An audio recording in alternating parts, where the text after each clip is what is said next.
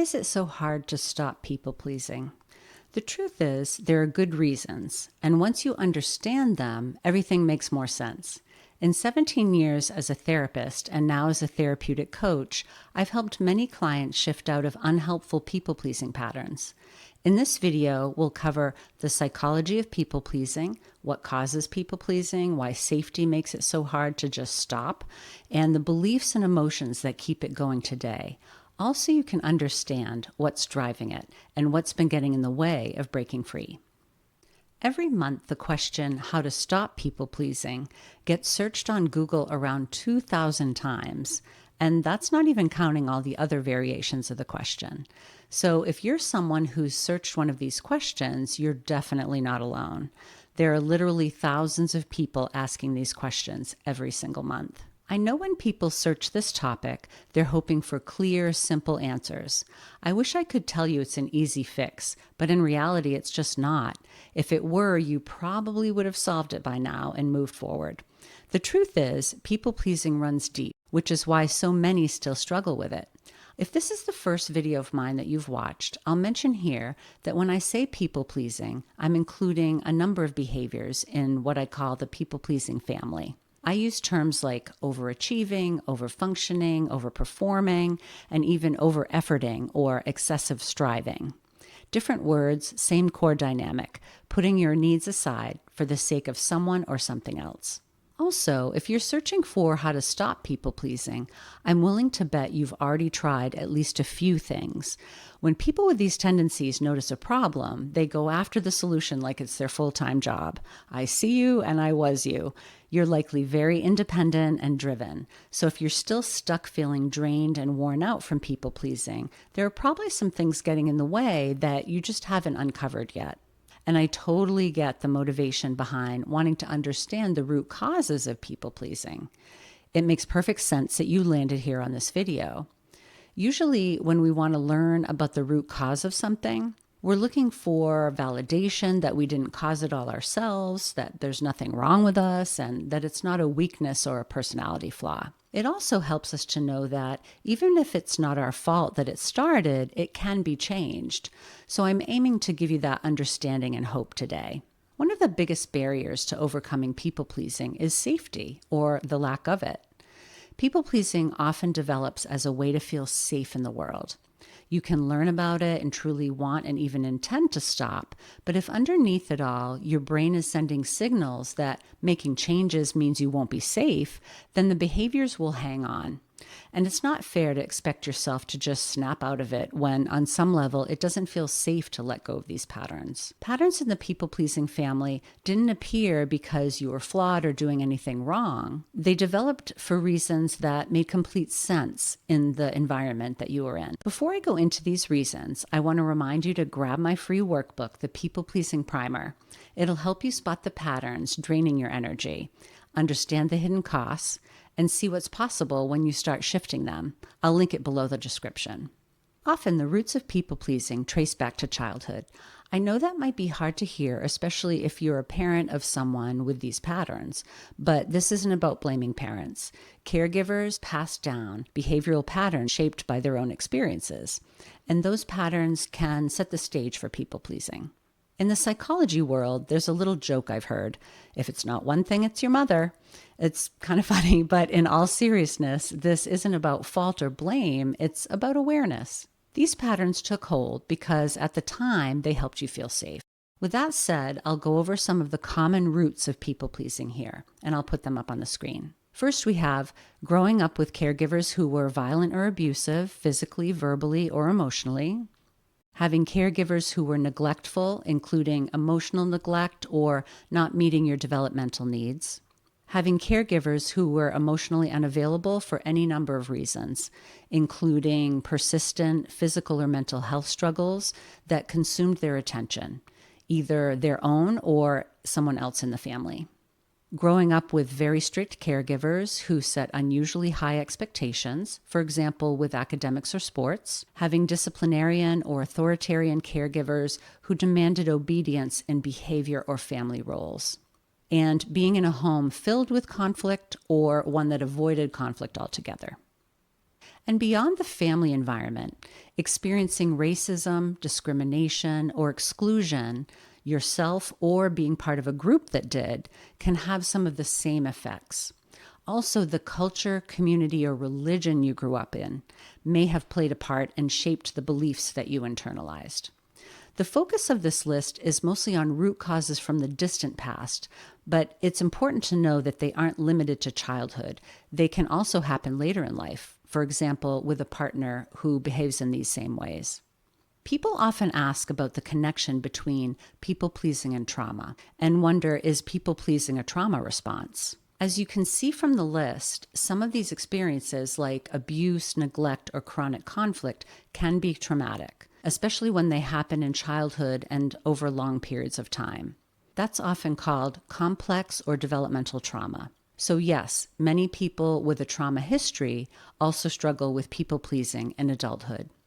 But it's not as simple as saying trauma causes people-pleasing or that people-pleasing is always a trauma response. Trauma isn't about the event alone, it's about its impact, how deeply it shook your ability to cope. What's traumatic to one person may not be to another. So while trauma can absolutely be a root cause of people-pleasing, it's not always, and it's not necessarily the only cause.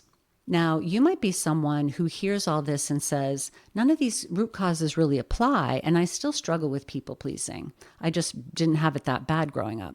People-pleasing doesn't always come from big, obvious hardships. Even in generally supportive childhoods, some women develop people-pleasing simply from growing up in a world that trains girls to take care of others, to smooth things over, and to put their own needs last. You may have been rewarded or praised for people-pleasing behaviors. You may have seen them modeled by your own caregivers, or you may have been expected to act older than your years, parentified, so to speak. In other words, even without major difficulties in childhood, culture itself can plant the seeds of people-pleasing, which goes to show that it's not always trauma that causes it.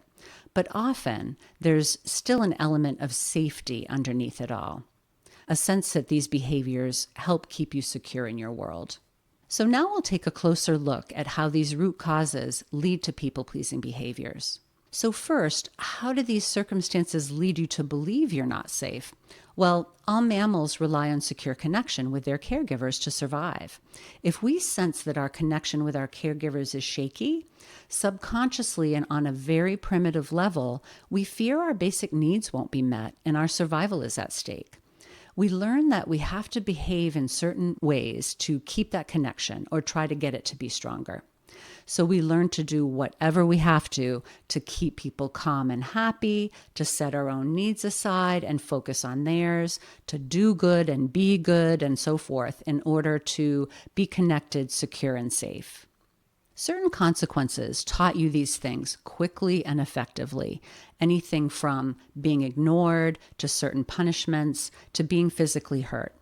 A certain look from a caregiver that signifies contempt or disapproval, for example, might not seem like a huge deal on the surface, but to a child it's crushing because it signals a loss of connection and security.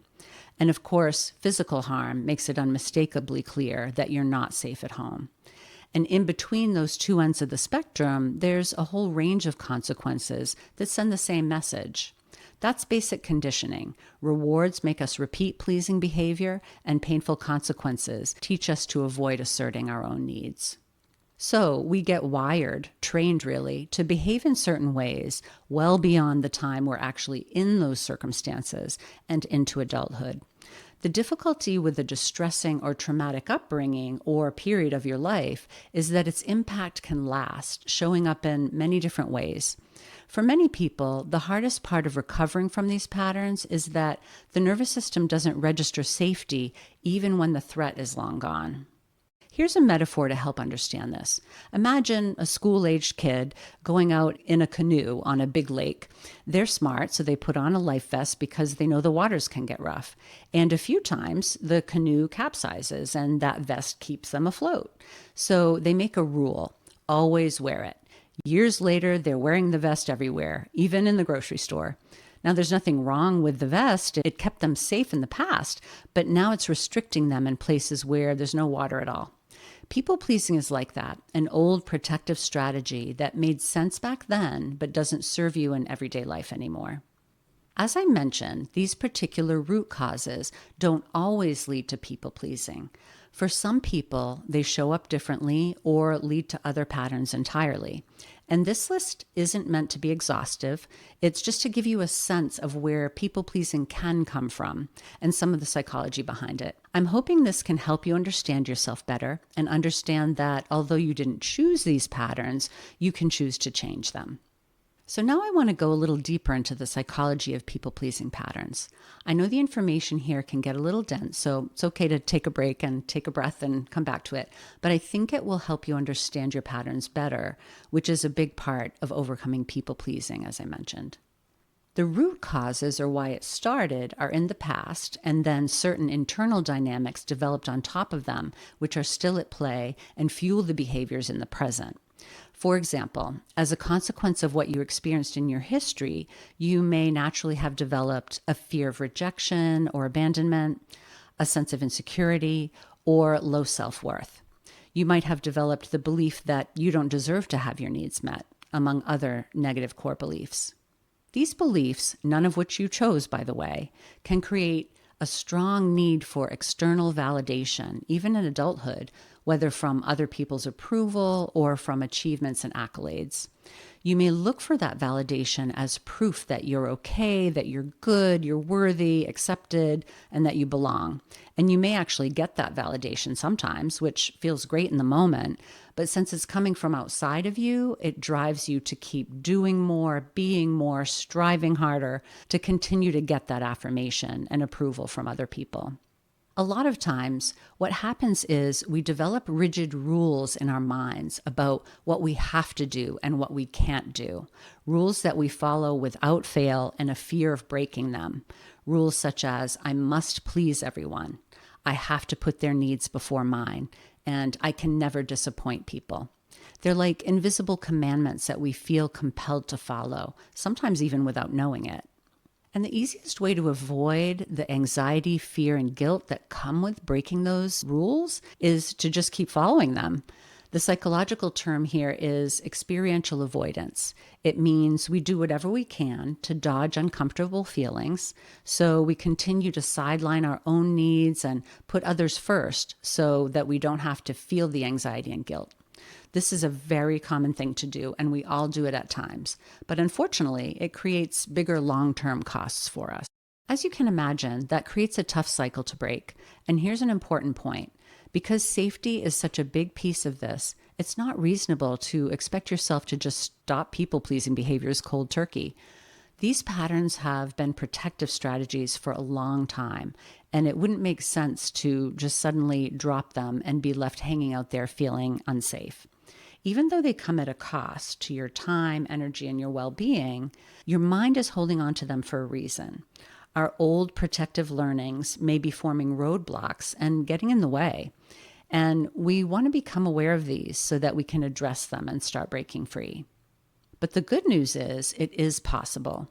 These patterns may run deep, but they can be changed. And the way forward isn't about willpower alone. There are practical, doable steps that help you build your awareness, recognize the triggers of people-pleasing, and work with those rules and emotions that drive it. Steps that help you honor and prioritize your own well-being without guilt. Develop self-worth from the inside out, and learn and practice self-advocacy skills, including boundary setting and assertiveness. We want to start showing up in ways that include our needs too. And because of the safety factor, it means taking it slow and in small steps. I'll be talking about these steps in future videos, and they're exactly what I walk people through in my one-on-one coaching programs. Even one small step can begin shifting the pattern. For example, noticing when you have an emotion that usually triggers you to say yes when you actually want to say no. That can be a great small step to start with. And it can be so helpful to have support throughout this process so that you're not on your own figuring this all out. Understanding both levels of how people-pleasing developed, the initial roots from the past and what can keep them going in the present, is powerful and sets the stage for real change. If you haven't already, please download my free workbook called The People Pleasing Primer. It's a great next step to build your awareness of these patterns to help you overcome people pleasing. It's linked in the description below this video. And I'd love to hear what you're learning about yourself in the comments. And please share this with someone who might find it helpful too. Thanks for watching.